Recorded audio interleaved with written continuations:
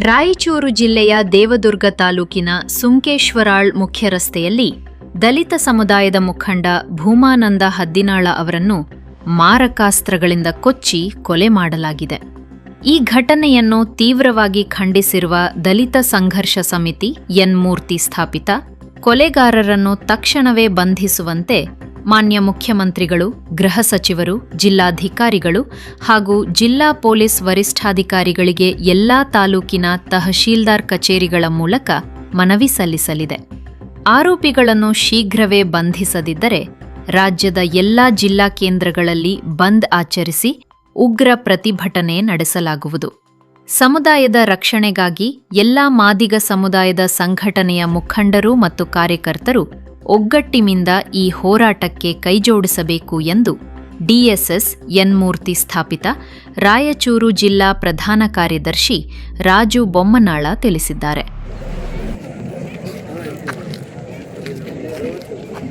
ಎಲ್ಲ ಕರ್ನಾಟಕದಲ್ಲಿರ್ತಕ್ಕಂಥ ಎಲ್ಲ ಹೋರಾಟಗಾರರಿಗೆ, ಎಲ್ಲ ಪತ್ರಕರ್ತರ ಮಾಧ್ಯಮದವರಿಗೆ, ಎಲ್ಲರಿಗೆ ಹಾಗೂ ಟಿ ವಿ ಮಾಧ್ಯಮದವರಿಗೆ ತಿಳಿಪಡಿಸುವುದೇನೆಂದರೆ, ರಾಯಚೂರು ಜಿಲ್ಲೆಯ ದೇವದುರ್ಗ ತಾಲೂಕಿನ 17 ಗ್ರಾಮದ ಭೂಮಾನಂದ ಅಂತೇಳಿ ಒಬ್ಬ ಯುವಕ, ಮಾದಿಗ ಸಮುದಾಯದ ಯುವಕ, BSP ಪಾರ್ಟಿಯಲ್ಲಿ ಕೆಲಸ ಮಾಡ್ತಿದ್ದ. ಆದರೆ ಈ ಹಿಂದೆ ಕುಣಿಸಿದ್ದು, ಬಟ್ ಯಾರಂತ ನಾನು ಹೇಳೋಕ್ಕೆ ಇಷ್ಟಪಡೋಲ್ಲ. ಬಟ್ ಹೇಳಿದ್ವಿ ನಾವು ಅವನಿಗೆ, ಒಂದು ಸಲ 2 ಸಲ ನೋಡಪ್ಪ ಸೂಕ್ಷ್ಮ ಇರ್ಬೇಕಂತ ಹೇಳಿದ್ವಿ. ಆದರೂ ಕೂಡ ಇವತ್ತು ಅಚಾನಕ ಅವನೇನೋ ಊರ್ಲಿದ್ದ ಬರೋ ಟೈಮ್ದಲ್ಲಿ ಅಟ್ಯಾಕ್ ಮಾಡ್ಯಾರೋ, ಏನು ಈ ಕಡೆಲಿದ್ದ ಅಟ್ಯಾಕ್ ಮಾಡ್ಯಾರೋ.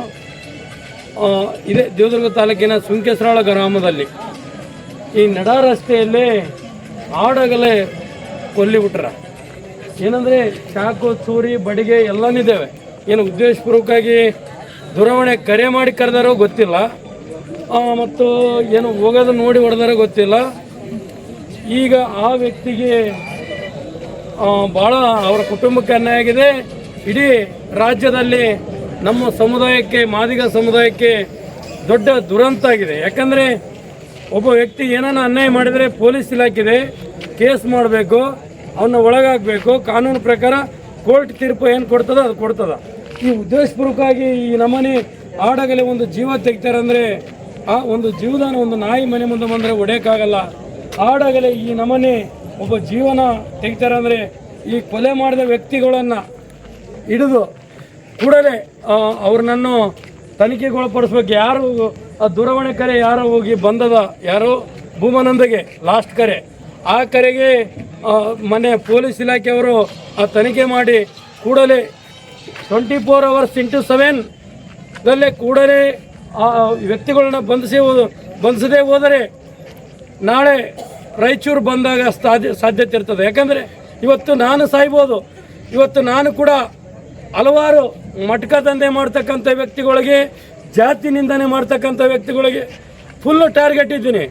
ಆದರೂ ಕೂಡ ಇವತ್ತು ದುಡ್ಡು ಕೊಟ್ಟರೆ ಒಬ್ಬ ವ್ಯಕ್ತಿನ ಕೊಲೆ ಮಾಡ್ತಾರೆ ಅಂದರೆ ಇವತ್ತು ಮನುಷ್ಯನ ಜೀವಕ್ಕೆ ವ್ಯಾಲ್ಯೂ ಇಲ್ಲ, ನ್ಯಾಯಕ್ಕೆ ವ್ಯಾಲ್ಯೂ ಇಲ್ಲ. ಅಂದರೆ ಏನು, ನಾನು ಕೂಡ ಇವತ್ತು ಮಟಕದ ದಂಧೆ ನಡೆಸಕ್ಕಂಥ ಯರಮಸಾಳು ಸ್ವಾಮಿ ಆಗಿರ್ಬೋದು, ಅವ್ರ ಕುಟುಂಬದವರು ಎಲ್ಲರಾಗಿರ್ಬೋದು, ಮತ್ತು ಇನ್ನು ಬೇರೆ ಬೇರೆಯವ್ರ ವಿರುದ್ಧ ನಾನು ಎಷ್ಟೋ ಧ್ವನಿ ಎತ್ತಿ ಮಾತಾಡ್ತೀನಿ.